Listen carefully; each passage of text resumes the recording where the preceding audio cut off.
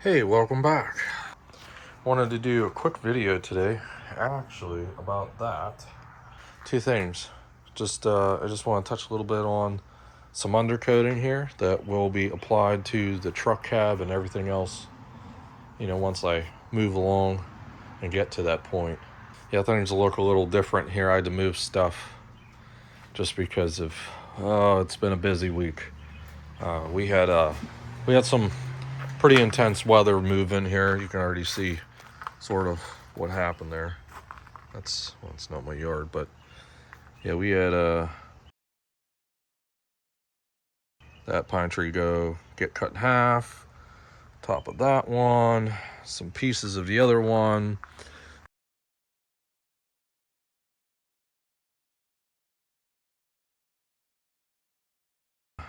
That pine tree get cut in half, top of that one, some pieces of the other one, and just some leftovers here. Got that pile up there, and unfortunately crushed there's a whole other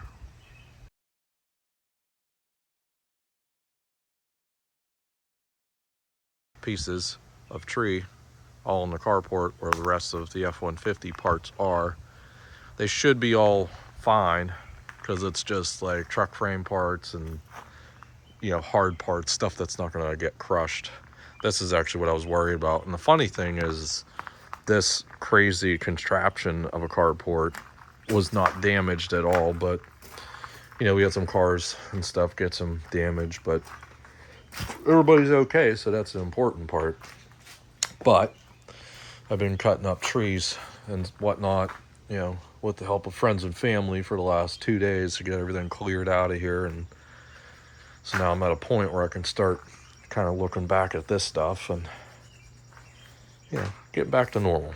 So anyways, I'm going to show, there are a couple old clips. There's doing an F-150 and a Ford Explorer for somebody that I know.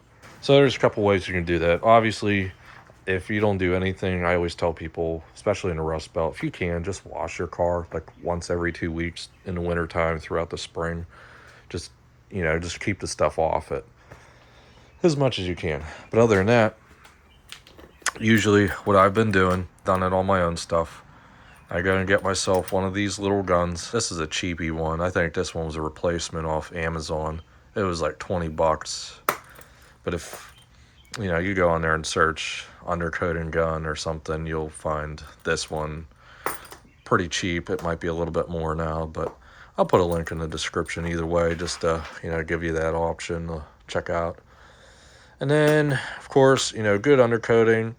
I use a product here in Pennsylvania. They're out of Butler, PA, and I've been enjoying this guy's stuff here. A Rick Fennel Rustproofing undercoating. Comes out pretty much like that.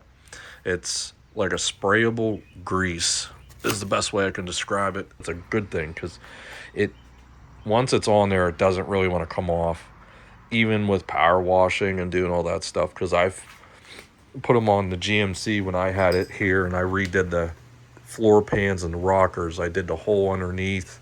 I did the truck frame on that, everything. And this one's going to get the same treatment once I finish up all this and get it, painted. It will get a coat of that all underneath and everything. But I would use any kind of, it is an oil-based product, so I would use an oil-based product. You could use fluid film or something like that on here, something similar. That'd be fine too. That works well getting in some of those, the pinch points, pinch welds and stuff like that. But yeah, for stuff that's exposed, I try to go with something a little bit thicker that'll adhere better. This is just something I do. Do this at your own risk, but I will use this stuff, even though it's thicker, to go in the panels, to seep down in there if I want it to be a little more fluid. I have a nice jug of used motor oil. It works well when you can thin it down just a pinch. But yeah, that's my mess. That's my whole undercoating station. So you can see I got an extra gun. I just like to keep an extra gun on hand. You never know if you have a problem with one, whatever. They're cheap, so that's what I'm getting at. And then, you know, air would be good, some sort of air compressor. I have a bigger one, so mine is I think it has a 230 volt, and it's like a 3.5 horsepower, so a little above average, you know. But I think you could do it with a smaller one. It's just your air compressor is going to run and run and run and run, and you'd probably have to give it a break. But anyways, so yeah, we'll get right to it. Just show you a few clips, you know, help you guys make that decision on your own. Get this 2013 F-150 rust-proofed. This is how I have to do it because I'm awesome. Got the front done, all gooped up. We move on to the rest of this frame. I did all the inside and whatnot, and then left the easy part. And I did also inside the floor pans and the rockers. Got it all in there too. And like I said, I did inside, like the body, obviously not on the heat shield, but back here you can see there's some there. So I did all up above the transfer case and whatnot. And I like to use like license plates and stuff like that to cover up the exhaust, you know, from overspray, because that drives me absolutely nuts. And I just try to be a little bit neater. So now we just got to finish up this frame rail, and then we're going to be finishing up the back. And then we're good. Okay, so just got done shooting it down in there.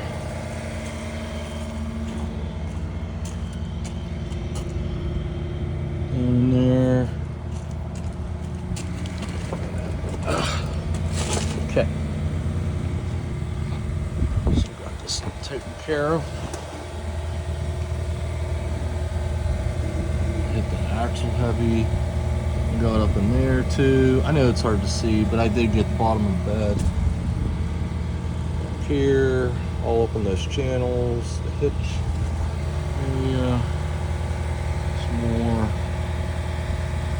So, and you can see there's nothing on the gas tank. The exhaust pipe's clean. Drive shaft's clean. Because I actually care and try to be neat. There we go. Just didn't think anybody needed to see me take a gun and spray, so I mean, that's it. All done. Alright, got another one in today. Nice Explorer here, in good shape, so obviously we want to protect it. I started doing the front. Got the cross member all done. Nothing on the transmission, the engine, nothing on the exhaust.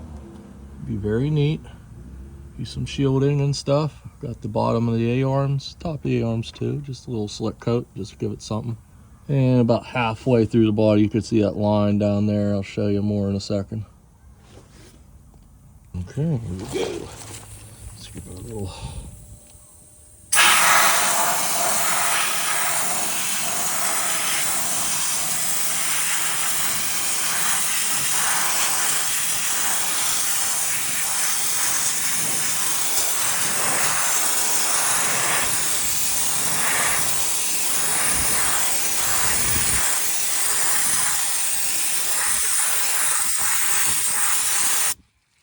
There we go. Little goopy goop.